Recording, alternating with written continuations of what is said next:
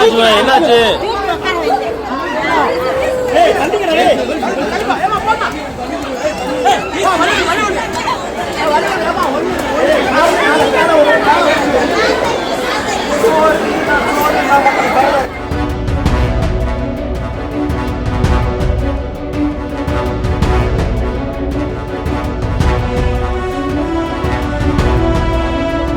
ராமேஸ்வரம் திருக்கோவிலில் 22 தீர்த்தம் குளிக்க போகிற இடத்துல வழி ஃபுல்லாக வந்து கட்டுமான பணிகள் கோயில் நிர்வாகம் நடத்தப்படுது.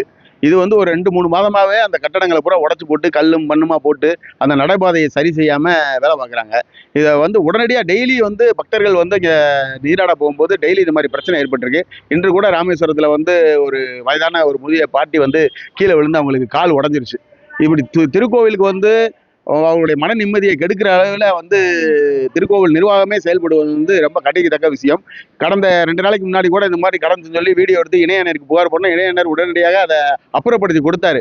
இருந்தாலும் கூட அந்த பல இடங்கள்ல வந்து அந்த கல் மண் வந்து நிறைய கிடக்கு. நீங்களே அந்த இதில் பாருங்க.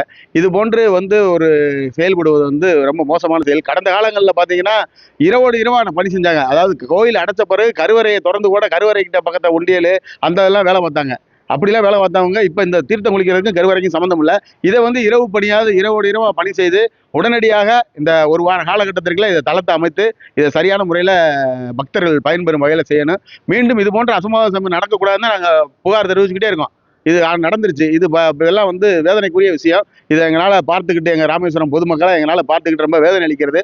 உடனடியாக திருக்கோவில் நிர்வாகம் அந்த 22 பாதை மற்றும் கட்டுமான பணிகள் பக்தர்கள் எங்கெங்கெல்லாம் அவங்களுக்கு பயன்படக்கூடிய வகையில் உடனடியாக அதை சரி செய்து கொடுக்கணும்னு நாங்கள் கேட்டுக்கிறோம்.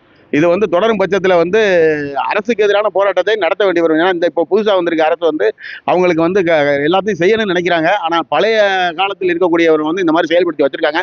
உடனடியாக முதலமைச்சர் அவர்கள் தலையிட்டு இதை உடனடியாக சரி செய்து கொடுக்கணும்னு நான் கேட்டுக்கிறோம்.